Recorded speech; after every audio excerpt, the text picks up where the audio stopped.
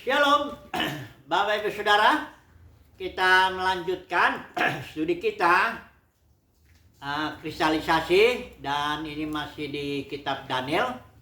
Sudah tema yang ketujuh. Kita ambilkan dari pasal 6 ini cerita mengenai gua singa. Ya, Daniel dimasukkan ke dalam gua singa. Jadi kitab Daniel ini sederhana kalau kita mau bagi pasal 1 sampai pasal 6. Itu merupakan cerita-cerita tentang sejarah suatu kejadian yang dialami oleh Daniel dan kawan-kawannya, Sadrak, Mesak, dan Abednego. Jadi kita tahu ceritanya mereka itu dibuang ya dari Yehuda ke Babel. Kemudian dari pasal 7 ke pasal 12 ini ceritanya lain lagi. Ini cerita berupa suatu cerita pewahyuan ya, atau cerita apokaliptik. Itu suatu penglihatan yang Tuhan berikan kepada Daniel mengenai apa yang akan terjadi di masa yang akan datang. Kita nggak akan bicara itu tentu ya, kita akan bicara kemudian mulai dari pasal 7 ceritanya itu ada 4 penglihatan yang diberikan kepada Daniel. Nah, yang ini cerita tentang gua singa ini, ketika itu Raja Darius itu sudah raja orang Media ya. Tadi kan jadi Daniel itu cukup lama di Babel. Dia sepanjang zaman Raja Babel Nebukadnezar itu yang membawa dia dari Yehuda ke Babel, itu sampai kepada zaman Media Persia itu ada Raja Darius namanya. Ya. Nah, ini ceritanya begini. Di Darius ini berkenan dia mengangkat 120 wakil raja untuk memerintah di wilayah kekuasaannya. Itu kerajaan Media Persia itu cukup besar ya, hampir sama dengan kerajaan Babel itu ya besarnya. Jadi diangkatlah 120 orang wakil raja ya tiap wilayah. Setelah itu di atas yang 120 ini ada 3 orang lagi. Daniel salah satu dari yang ketiga itu, petinggi raja lah katakan begitu ya. Yang 120 ini harus bertanggung jawab kepada yang 3. Nanti yang 3 kita melaporkan kayak seperti gitu ya kepada raja.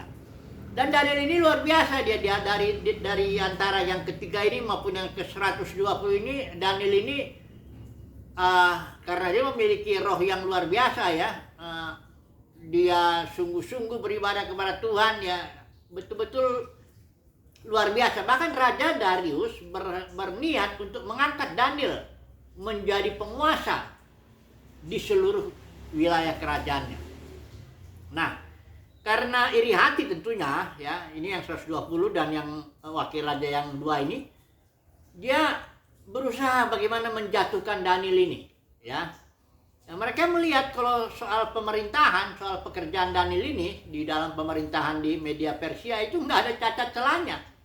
Karena Daniel seorang yang setia, yang sungguh-sungguh ya bekerja yang dengan baik untuk raja.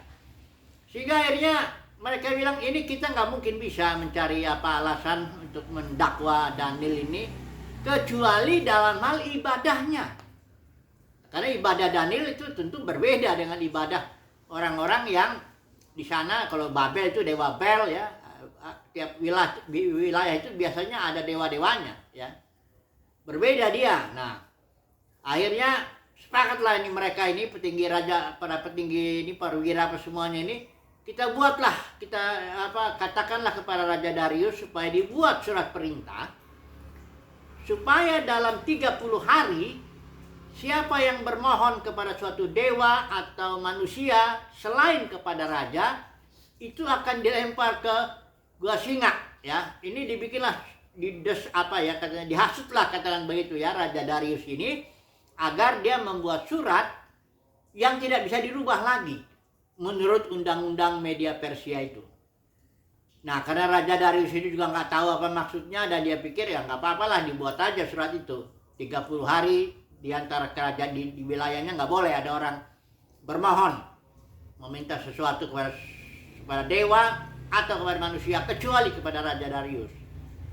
Setelah dibuat suratnya, dicap, selesai. Begitu didengar Daniel seperti itu, Daniel tetap menjalankan ibadahnya sesuai dengan yang keyakinannya, bahwa dia berdoa 3 kali sehari menghadap ke Yerusalem. tempat yang dipilih Tuhan. Itu sesuai dengan yang doa Salomo juga, seandainya ada orang dimanapun dia orang Israel beribadah berkiblat kepada bait suci waktu itu ya, yang dibangun itu, biarlah kau mendengarkan. Daniel ini begitu, 3 kali sehari Daniel berdoa, berlutut menyembah Tuhan ke arah Yerusalem. Nah tentu dilihatlah sama orang-orang ini kan, dan dilaporkan ke raja. Jika dituduhlah, dibilanglah sama Raja Darius, ini Daniel sudah melanggar perintah raja. Karena dia sudah meminta kepada satu dewa, ya, dalam 30 hari ini ya. Nah begitu Darius mendengar ini ya, dia tentu sedih. Karena Darius ini mengasihi Daniel, dalam arti dia lihat Daniel ini orang yang luar biasa nih. Ada spiritnya yang beda. Pekerjaannya bagus di dalam pemerintahan dan sebagainya. Dia berusaha Darius ini untuk membebaskan Daniel, tapi tidak bisa. Ya akhirnya ya sudah, harus dijalankan. Daniel harus dimasukkan dalam gua singa. Tapi Raja Darius bilang, biarlah Elohim Yahwehmu yang engkau sembah itu dengan tekun, biarlah dia yang membebaskan engkau. Masuk Daniel ke dalam gua singa. Ya kita tahu, dan akhirnya Raja Darius itu semalam-malaman dia berpuasa, dia nggak minta penghibur, dia malah nggak bisa tidur dia. Paginya Raja Darius datang ke gua singa. Dia tanya, Daniel, hamba Elohim yang hidup, apakah Tuhanmu sudah bisa melepaskan engkau dari singa-singa itu? Daniel menjawab, puji Tuhan lah, intinya kira-kira Tuhanku sudah mengatup itu mulut singa-singa itu, ya, karena ini perkataan Daniel, karena ternyata aku tidak bersalah kepada Tuhan. Itu satu ya dikatakan. Dan yang kedua, ini di ayat yang ke-23 ya. Aku tidak bersalah di hadapannya, tetapi juga terhadap Tuanku ya Raja, aku tidak melakukan kejahatan. Wah, begitu Raja Darius dengar ada suara dari dalam gua singa itu, dia sangat suka cita. Daniel disuruh keluar, ya. Dan orang-orang yang menuduh Daniel ini, termasuk istrinya, anak-anaknya itu langsung dilempar ke dalam gua singa. Di sini diceritakan belum sampai ke dasar gua singa itu orang-orang ini sudah diterkam sama singa, dan singa itu meremukkan tulang-tulang mereka. Akibatnya Raja Darius bilang di surat, bahwa di seluruh wilayah kerajaannya orang harus hormat kepada Elohimnya Daniel, Tuhannya Daniel, karena dia Tuhan yang luar biasa. Selesai ceritanya itu, ya. Jadi kitab Daniel ini memang katakanlah ayat kuncinya itu ada di Daniel. Kita sudah baca Daniel 4 ayat 17. Itu dikatakan bahwa supaya kerajaan manusia itu tahu bahwa di sorga ada kerajaan, ada Elohim yang memerintah, yang berkuasa, menentukan apapun juga. Ya, siapa yang akan memerintah, berapa lama dia, bagaimana matinya, semuanya pokoknya ya ditentukan oleh Raja Sorga, kira-kira begitu ya. Nah, ceritanya sudah selesai di sini, dan kita coba dulu aplikasikan dalam kehidupan kita saat ini ya. Ada hal yang menarik dulu kita lihat di sini, bahwa ketika Sadrak, Mesak, Abednego itu juga, dia kan ceritanya kita tahu, itu sudah kita bahas. Dia dilempar ke perapian yang menyala karena dia tidak mau menyembah itu patung yang dibuat Nebukadnezar itu, ya. Dan jawaban daripada Sadrak, Mesak, Abednego ini perlu kita bandingkan dengan Daniel ini, ya. Di sini Sadrak, Mesak, Abednego di pasal sebelumnya itu dia bilang gini, karena disuruh menyembah dia patung itu, dia bilang, nggak ada gunanya lah ya Raja kami berbicara, karena kami tidak akan menyembah patung yang kau buat, ya. Dan seandainya pun ya Elohim yang kami sembah ini dapat membebaskan kami, ya puji Tuhan, ya. Tapi seandainya pun tidak, seandainya kami pun harus terbakar mati di situ, ya nggak apa-apa, ya. Jadi Sadrak, Mesak, Abednego ini nggak berdoa dia untuk minta dilepaskan. Pendeknya kami komitmen tetap tidak mau menyembah patung berhala, ya. Nah, Daniel juga kita lihat di sini, dia juga tidaklah seperti berteriak-teriak, berseru-seru begitu ya. Dia biarkan saja bagaimana Tuhan mau bertindak ya. Dan ternyata Tuhan bertindak dengan menutup mulut singa itu ya. Saya yakin seandainya pun misalnya Daniel ini dirancang memang dia harus mati martir di gua singa itu, Daniel tetap dengan komitmennya. Dia tetap menyembah Elohim ya. Di sini kita melihat orang-orang yang memiliki komitmen yang sungguh di hadapan Tuhan, nggak peduli ya Tuhan mau bebaskan dia dari masalahnya atau tidak ya. Karena ada banyak orang merasa atau bahkan dikhotbah-khotbahkan bahwa kalau kita ikut Tuhan sungguh-sungguh, Tuhan pasti tolong, pasti bebaskan kita dari masalah-masalah kita ya. Kita nggak akan ngalami ini dan itu dan sebagainya gitu. Bahkan kalau nanti kita bilang ada orang mengalami kesusahan, penderitaan, tantangan, kesulitan, entah dia ekonomi, keluarga, pekerjaan, nanti kita bilang, ini karena nggak sungguh-sungguh ikut Tuhan. Nggak harus begitu, Bapak Saudara. Nggak bisa, kita nggak bisa mengukur orang apakah dia sungguh-sungguh ikut Tuhan atau enggak dengan melihat kehidupannya. Kalau kehidupannya lancar, ya, keluarganya lancar, nggak ada masalah, keuangannya juga nggak pernah ada kesusahan, apa semuanya, berarti dia sungguh-sungguh ikut Tuhan. Tapi kalau nanti kita lihat ada orang Kristen yang susah, banyak tantangan, kesulitan, masalah di sana sini sebagainya, langsung kita bilang berarti dia nggak sungguh-sungguh ikut Tuhan. Ini konsep seperti ini nih menganggap Tuhan kayak apa ya? Kayak apa, dukun yang apa ya, bagaimana ya?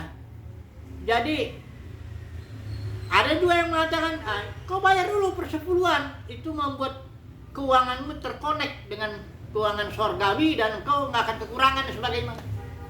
Ini yang begini-begini ini perlu ya diluruskanlah ya. Nggak ada janji seperti Tuhan seperti itu bahwa kita akan bebas dari masalah kalau ikut Tuhan. Malah Paulus sebaliknya dibilang, barang siapa yang mau mengikut Kristus Yesus, dia akan menderita aniaya, itu pasti. Malah kalau nanti kita lihat ada orang Kristen kalau hidupnya lancar-lancar aja ya, berbuat ini berbuat itu, pokoknya semuanya mantap lah. Malah kita ragu juga ya, ini dia ikut Tuhan atau enggak ya. Ada perasaan gitu ya, karena baik Yesus, murid-muridnya, rasul, semuanya penuh dengan masalah.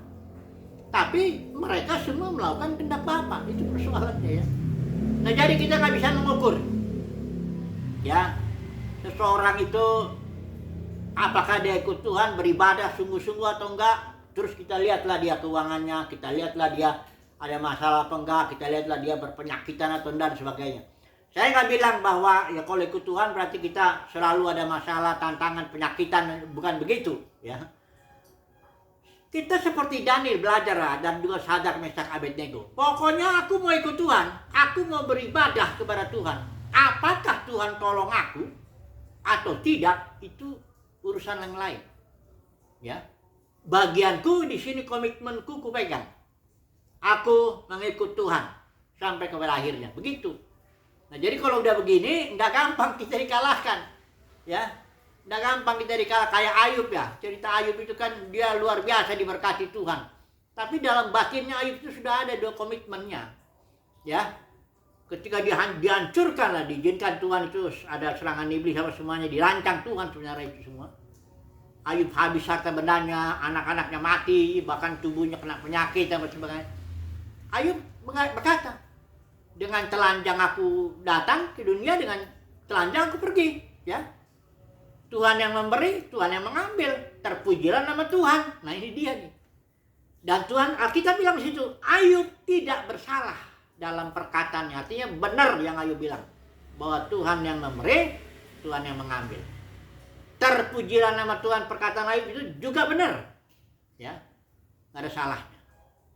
Jadi beginilah yang kita diminta ya, untuk beribadah dengan suatu komitmen. Nah, ini sekarang saya mau bicara soal ibadah ini ya. Nah, jadi Daniel ini tidak bisa dipersalahkan dalam hal ibadahnya. Nah, sekarang saya mau bicara dulu mengenai dunia kekristenan, ibadah dalam dunia kekristenan ini.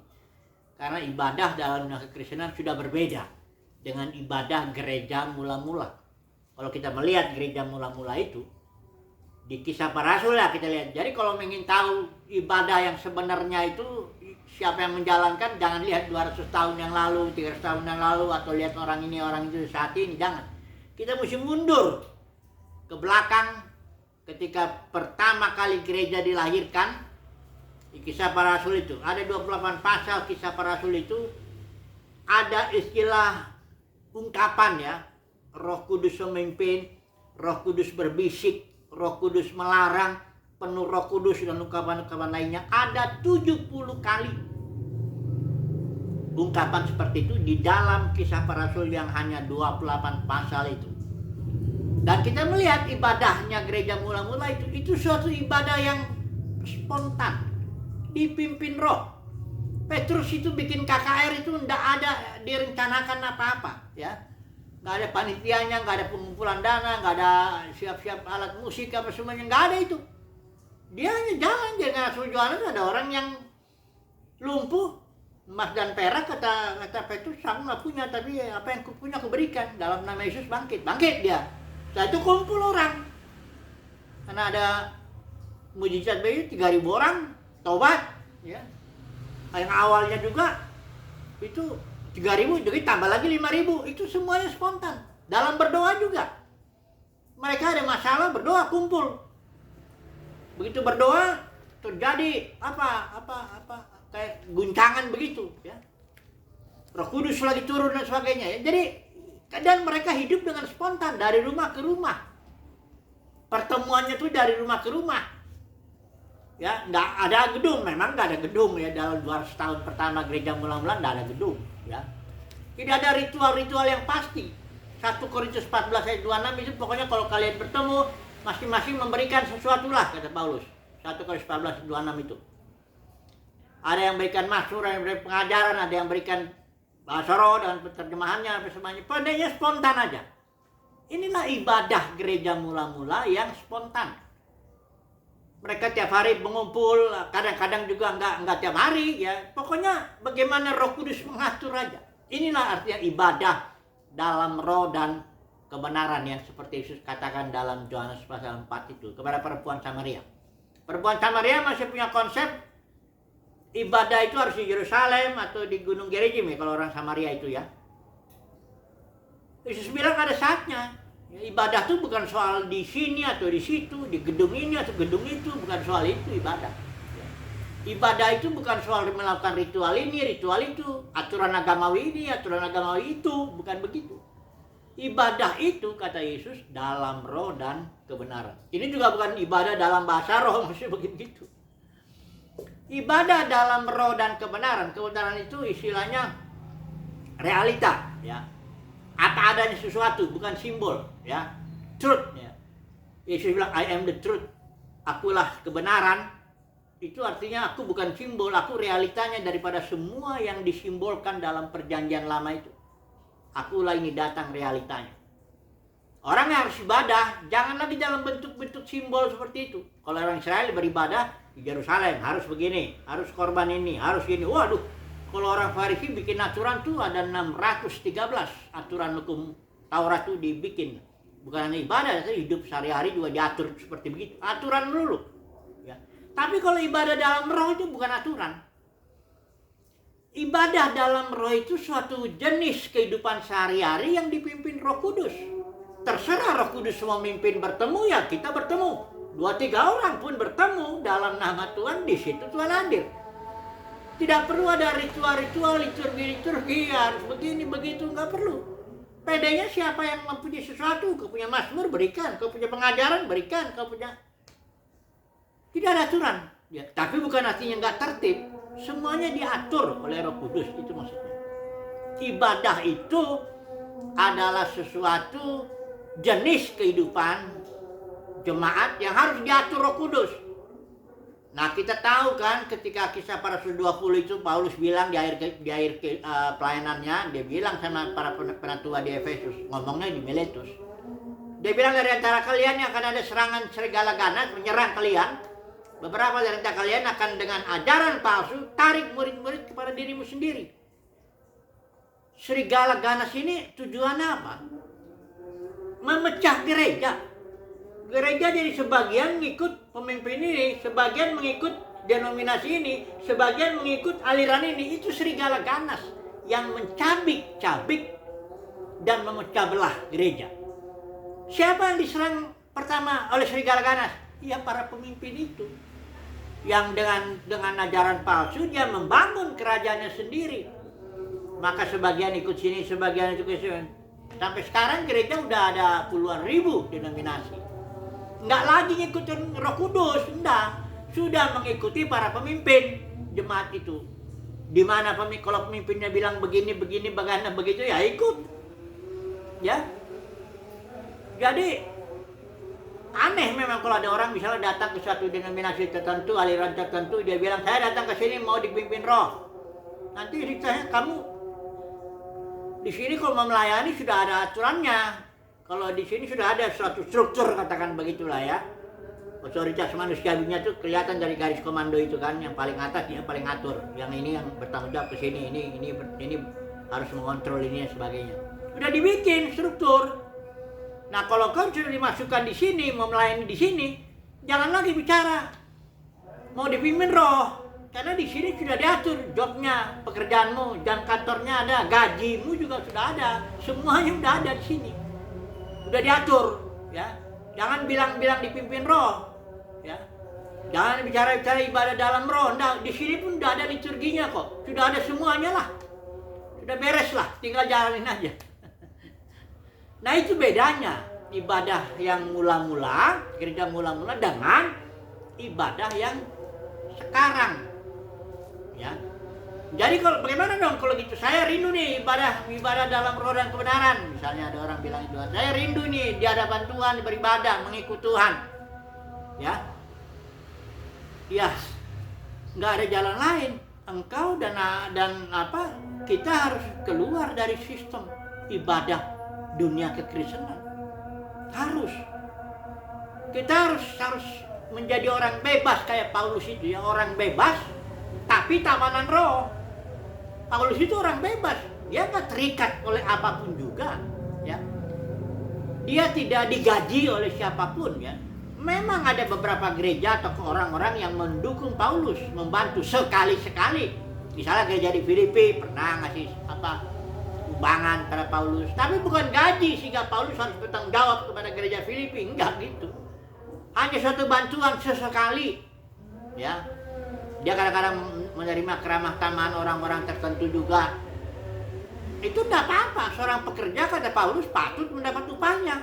Tapi bukan gaji yang dalam dunia kekristenan ini yang merupakan suatu keterikatan, ya, suatu yang membuat orang nggak bisa bebas lagi ikut Tuhan Yesus, nggak bisa. Nggak bisa, dia kalau mau melayani ikutin aturan, itu aja, ya. Makanya orang-orang yang mau beribadah kepada Tuhan menurut cara yang berkenan dalam arti ibadah dalam Roh, dalam arti ibadah mengikuti pimpinan Roh, orang ini harus orang bebas tapi menjadi tawanan Roh. Artinya dipimpin Roh kemana saja Roh ini menggerakkan dalam kehidupan kita sehari-hari. Kalau memang Tuhan gerakkan kita berdoa, baca Alkitab, ya berdoa. Kalau Tuhan gerakkan kita kerja di taman itu bersihin bunga atau apa, ngepel, itu udah lebih bagus daripada khotbah di mimbar tapi motivasinya duit. Jangan saudara pikir kalau udah di mimbar itu rohani gitu. Tuhan nggak lihat bentuk-bentuk ibadah yang begitu. Tuhan lihat dalam batin kok. Tuhan lihat orang ini cari siapa ini? Ini cari aku atau cari kemuliaan manusia? Cari kerajaan surga atau bangun kerajaannya sendiri? Ini orang cari dunia ini, hamba mamon, cari mamon atau cari kemuliaan Tuhan. Jadi jangan pikir Tuhan itu melihatlah yang bentuk-bentuk luaran. Ini di dalam Timotius ada sedikit saya singgung dulu, ibadah yang dinubuatkan oleh Paulus, ibadah orang Kristen akan menjadi seperti ini, ya. Tapi judul daripada ininya perikop ini 2 Timotius 3 ini judulnya keadaan manusia pada akhir zaman, seolah-olah manusia secara umum. Padahal sebenarnya nubuat ini akhirnya mengerucut khusus kepada orang-orang yang Kristen yang beribadah itu. Saudara coba lihat pasal 3 ini ya. Awalnya memang di sini kita lihat pada hari terakhir akan datang masa yang sukar. Apa maksudnya? Dikatakan di sini manusia akan mencintai dirinya sendiri, betul. Jadi secara umum dunia ini emang ya makin nggak benar, dalam arti ya manusia udah nggak peduli lagi sama apa-apa kecuali ya dikatakan di sini mencintai dirinya sendiri, hamba uang. Itu secara umum ya. Tapi kalau saudara lihat makin ayat yang kelima, dikatakan secara lahiriah, secara tampilan luaran ya, secara bentuk ibadahnya, luarannya mereka menjalankan ibadah mereka, tetapi pada hakikatnya di sini atau esensinya atau dalam realitanya dikatakan di sini mereka memungkiri kekuatannya. Jadi gini, di akhir zaman ini lah, kalau soal ibadah ini pasti bicara soal orang Kristen. Ini Paulus nggak lagi bicara soal ibadah orang dunia yang ke berhala-berhala, bukan itu yang dibicarakannya. Ayat 5 ini bicara untuk orang Kristen. Paulus kasih nasihat sama Timotius ya. Hai Timotius, kau tahu nanti sebentar lagi ada banyak orang percaya, ngaku percaya, tapi ibadahnya cuma luaran. Datang kebaktian hari tertentu di gedung tertentu, melakukan ritual ini, ritual itu, kasih persembahan ini itu apa sebagainya. Tapi sebenarnya itu hanya luarannya aja. Yang di dalamnya, esensinya, realitanya nggak gitu dia. Ya. Nah, itu kata Paulus ayat 5 ya. Kemudian ayat yang ke-7 ini lebih jelas lagi. Walaupun selalu ingin diajar, namun tidak pernah dapat mengenal kebenaran. Sama seperti Yanes dan Yambres menentang Musa. Ini tentu dalam konteks umat Tuhan ini kan. Ada seorang namanya Yanes Yambres menentang Musa. Dikatakan di sini ini ciri-cirinya gereja akhir zaman atau dunia kekristenan lah. Selalu ingin diajar, ya ikut selalu. Pokoknya ada ikut persekutuan ini, persekutuan itu, ikut ini, ikut itu, PA ini, PA itu ikut. Tapi nggak bisa mengenal kebenaran. Ini dia. Ya. Jadi ibadah, saya menyebutnya ibadah bentuk. Ya, ibadah luaran. Ini bukan ibadah yang berkenan. Ya, coba dulu saya baca lah ini Yohanes 4 ya, supaya ini sebagai suatu penutup sebelum kita ambil kesimpulan ya. Di sini dikatakan ayat 24 ya, pasal 4 Yohanes, saya baca pakai YLC ini. Elohim itu roh, dan mereka yang menyembah Dia seharusnya lah menyembah dalam roh dan kebenaran ya. Tuhan itu roh. Dia nggak bisa, dia nggak melihat bentuk ibadah, dia nggak lihat penampilan seseorang ya. Samuel pernah meleset itu waktu dia memilih seorang raja, anak-anaknya Isai suruh lewat satu persatu. Dia melihat penampilan juga, anak yang tertua, wah dia umat yang orang yang dipilih Tuhan. Ternyata Daud anak yang ke-8 yang bahkan Isai pun tidak memperhitungkannya karena masih kecil ya, kemerah-merahan katanya, kalau disuruh jaga domba aja lah. Tahu disitulah dia, Daud ini hatinya berkenan di hadapan Tuhan. Sekali lagi Daud itu bukan orang sempurna. Dia melakukan kesalahan juga, mengerikan itu ya, kesalahannya merampas istri orang, merencanakan pembunuhan kepada suaminya. Tapi dia hatinya, batinnya Daud itu, dia seorang yang ingin Tuhan. Di dalam Mazmur itu kan kelihatan tuh ya. Seperti rusa rindu akan air sungai ya. Begitulah jiwaku rindu akan Engkau dan sebagainya ya. Pendeknya dia cinta Tuhan. Nah ini dia ibadah yang berkenan. Semoga kita seperti Daniel. Daniel ini seorang yang ya dalam pekerjaannya emang dia nggak bikin salah kepada raja. Dalam hal ini pemerintahan dunia politik ya, karena Daniel kerjanya di situ. Mau kerjanya di mana aja ya, pendeknya jangan Daniel nggak bisa dituduh, nggak bisa dibilang korupsi atau males-malesan atau enggak. Dan dalam ibadahnya sekalipun itu difitnah dia, tapi sebenarnya dia benar.